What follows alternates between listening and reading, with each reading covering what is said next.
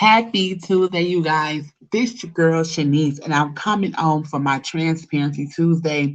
And I pray that it bless you and gives you the motivation to keep going, to get up, girl, and keep going and fighting for what is already yours. The warfare may be loud, the doubters in your heart may be loud, the naysayers around you may be loud, but may God promise be louder than the process. For those that do not know, I am your girl, and I am coming for you for the next 3 days to honor Esther and talking about the courageousness that Esther went under by standing up to the adversary Haman. But yesterday I talked about you being the elect and how God has a specific assignment for you. But in order for you to accept that mantle and assignment, you have to give God a yes. And I talked about being called and how God have already elected you before the foundations of this earth. You was already elected before you manifested in the physical realm. You was elected in the spiritual realm. But just like Esther, we have to ask before we are elected. Well, when we get God a yes, right? Because Esther gave when Queen Vashti was dethroned and Esther was enthroned, Esther was shown favor with her Anach, which means her servant, right? And they was to prepare her for the king. However, Esther had to go through a purification process. She went through 6 months of Miriam and she went through 6 months under perfume. And I'm going to talk about that today from my perspective and the revelation that I have received from that. Every time that God wants to do something in my life, it's specific books that He has me to read. And one of the books that I get so much revelation from is the Book of Esther, especially when it comes to the purification process.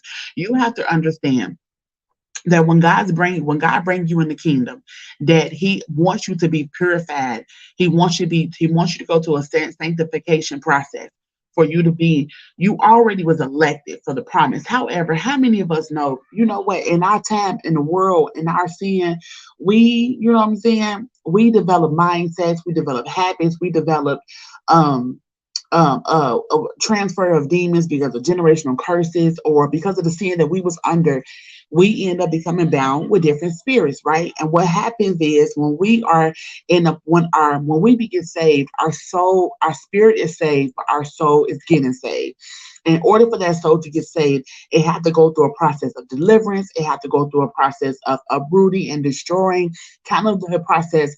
um the Bible, the text of the Bible says that Esther went through 6 months of Miriam. Now, in the biblical days, they used Miriam as an embalming fluid. And the reason why they used the Miriam as an embalming fluid, because that's what they had back in the day for the dead folks. You know what I'm saying? They had this oil of Miriam. And that for me was symbolizing how God take us through a season of purging and pruning. In Isaiah 43:18-19, God says, "Do not remember the former things, but behold, I am doing a new thing. Do you not perceive it?" So what God is saying, I'm taking you away from the old things, the old habits, the old mindsets. And I don't know about you. I'm gonna be transparent on this Transparency Tuesday. As God has been taking me through this process, it has been hard, y'all. Going through the process, it made me think that God was not there. It made me think that maybe I did not qualify for it. Maybe I heard God wrong, because it can be that God is preparing me for something that He called me for, and I feel like I'm dying over here. But how many of you know that's a part of the process, that you have to die in order to live again? You have to die to your cravings. You have to die to your addictions. You have to die to your habits. You have to die to those old mindsets. You have to die to the way that you perceive yourself. You have to die to those belief systems. You have to die to you have to shed off, old relationships. You have to shed off old things that you have told yourself over and over again. And if I could be honest on this Transparency too, that it had been the hardest thing for me, because I have thought the same for so long, and I have saw myself the same way for so long, and now the very thing that I have been comfortable with, God is causing me to get uncomfortable with. God is causing me and calling me out of darkness into His marvelous light. And if I could be honest, it has not only been scary, but it has also been a pruning that I have never felt before. It has been a denying that I have never felt before. It has been a shedding in my mindset that I have not felt before. I have felt unqualified. Um, I didn't feel, I felt inadequate. I felt unworthy. I felt all these things. And I'm pretty sure Esther felt the same thing. Now, when you go through this season of purging and pruning, you have to imagine that God is highlighting things that you thought was normal. He's highlighting mindsets that you thought was normal. He's highlighting things that you have said about yourself that you thought was normal. He's highlighting belief things that you believe that was never, you supposed to never believed about yourself. He will start highlighting things about you that you think that was okay to believe, or you know that you supposed to act that certain way, that now he's highlighting. And when God highlights that thing, right, you're thinking that something is wrong with you. In actuality, it's not that something was wrong with you. It's because you have believed the lie of the enemy. And God is not going to allow you to step into this new place and be the same person. Because if we could be honest, a part of us became powerless and intimidated and fearful, and God cannot allow us to be fearful in this new place. Look at Esther. Esther lost her mother and her father when she was younger. She was raised by Mordecai. Do you know the identity issues, the rejection that she probably felt because her mother and her father had died? Do you know the inadequacy that she probably felt? Do you felt the fear that she probably felt, that she went from her unknown place, which was her mother and her father, to an unknown place, Mordecai, to know, to learn different things in a way that his whole household do things? I want you to go on the mindset. We may not have been in that place, or we may not have been when we may not read in the text how she had to come from an unfamiliarity to this new place, but we can only imagine the process because of our own process and how we have to die to stuff and die to those things that no longer hold us. We can only imagine the things that Esther went through, right? So Esther, she went from a place of, and I talked about it last week about the unknown place and how God was showing me that I am the unknown place. He is revealing things in me, and I'm becoming a part of a new person that I never was before. I'm becoming, and I'm tapping into parts of me that I never tapped in before. I'm becoming a part of myself I never was before. I am learning new parts of me that I never knew that I knew about myself, or did not know that I was that powerful in that sense. So you talking about, for those that do not know my story, I was in a abusive relationship for 13 years.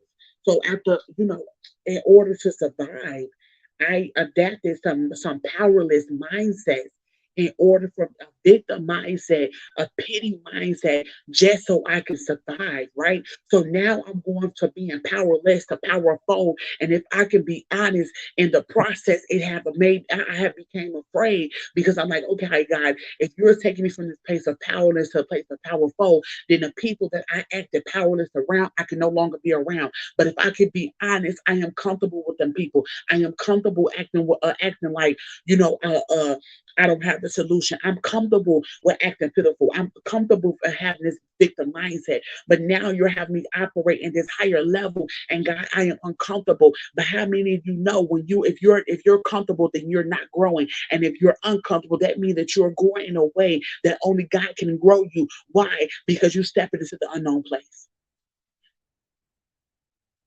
and it's going to be uncomfortable. It's going to make you want to shrink back. And if I can be honest, y'all, I'm telling you, even the process will even make you believe that you're not worthy for the place that God is going to take you. I'm going to say it again. The process will make you believe that you're not worthy, because once again, He's showing you the things about you that you thought was you that wasn't you. So now you have to go through a process of finding out who you really are, which is a new person. It's an unknown place. And then you have to become that person. What I felt so powerful in the passages in the Bible, you know how in the Bible they have different titles on the different parts of the Bible. And one of the titles was becoming queen. And for those know, I have my business is I Am Her Academy, or Becoming Her. Right? Her stands for healed, evolved, resilient. So you're becoming healed, you're evolving to the higher person of yourself, and you're tapping into your resiliency. You didn't know it was resiliency. You just thought that you just was this strong person, when in actuality, it was your resiliency that got you out of that relationship. It was that resiliency that got you out of the desperate situation. It was your resiliency that got you out of that friendship. It was your resiliency that got you out of that mindset. It was your resiliency that got you out of that car accident. It was your resiliency that got you out of poverty. It was your resiliency for you to snap back into a place that you thought you would never be and become, right? And as I was reading this text, it said, become queen. Esther becomes queen.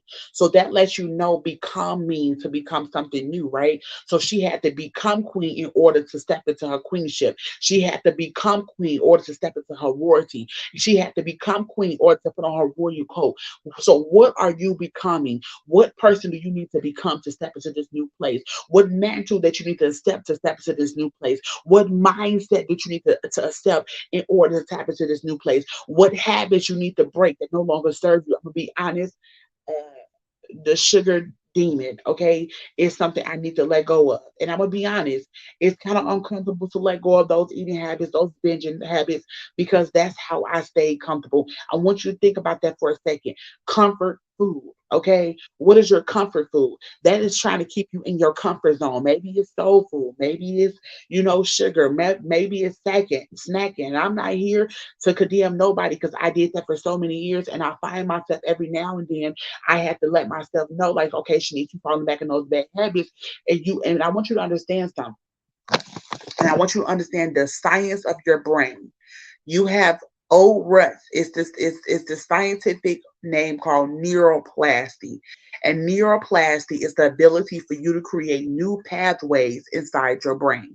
Now you have pathways inside your brain that you developed in your trauma, right? Those pathways of defeat, of discouragement, of anxiety and depression. That's why it's so easy for those things to come up because of the wiring of your brain. So, which means you have to rewire your brain, which means you have to rewire thinking a different way. So now you have these pathways inside your brain called that you need to create new pathways in order for you to have a new experience, in order for you to think different, in order for you to change your life.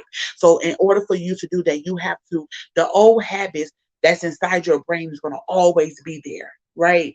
It's gonna that's why you fall back in old habits by default. Why? Because they are there. But now you have to create new pathways to create a new way of thinking, to create a new life. And if I could be honest, that has been the most, it's kind of difficult for me, but it's not that I cannot do it. It's just being more intentional about what I'm thinking about. I have to be intentional about what I'm thinking about when I'm thinking about it, right? In the same way for you, what is God doing new in your life that He wants you to forget? Is it you? Is it your mindset? Is He pulling back your mindset for you to become queen? Queen in the realm of the spirit, for you to accept your mantle, for you to walk into your authority, for you to mature into who He called you to be. Is it your bad habits that you need to create new pathways? One of the things that I do every morning, instead of me reaching for my coffee, I do my self care routine with my face and brushing my teeth and combing back my hair. Some cases put on a wig, you know what I'm saying? But it is what it is. I go take my vitamins, which is fish oil, magnesium is really, really good if you're someone that suffers from anxiety and depression. You want to keep magnesium on hand because what it does, it keeps your body in a place of calmness. Okay. So if you hear any noise in the back, that's my kids. Um, so I take that. So what am I doing? I'm creating new pathways. My body knows face care. My body knows take my vitamins, my fish oil. My body knows take my magnesium. Another thing I implemented, I take Bloom every single day. Bloom is a superfood. Superfoods is very, very important when you are now creating a new healthier lifestyle. Another thing I just added to my routine is chlorophyll. It's an active chalk, which means it strips out the extra mucus in your body because I have a lot of inflammation because of the overload of your body of cheese and all these different things. So what I'm saying here is you're creating new pathways inside your brain so you will have a new way of thinking, which allow you to have a new lifestyle. You may need to exercise so you can create new endorphins in your body. You may have to, take magnesium and vitamin D and vitamin C and vitamin E for your dopamines and go on morning walks and get in the sun so you can have enough serotonin so you won't fall back in depression and anxiety. This is all a part of the restoration process, which leads to the second part of Esther process of being restored. They said she went through 6 months of perfume. In my revelation terminology, I'm gonna just say restoration. Okay, So are you willing to give God a yes so you could walk into this new place? It's uncomfortable. It's an unknown place. You're going to want to shrink back. But with the guidance of Holy Spirit, he will get you there. I pray this Transparency Tuesday bless you. Inside the video, it will be my blog post that I talk about embrace change. If you didn't watch yesterday, it talks about being the elect. And tomorrow I have a video and I also have a blog post that I will be posting about Esther. If you're someone and you need mentoring, you need coaching, then hit the link and sign up for your consultation today. I love you guys. Stay encouraged, stay inspired, and stay motivated. And I will be back tomorrow with day 3.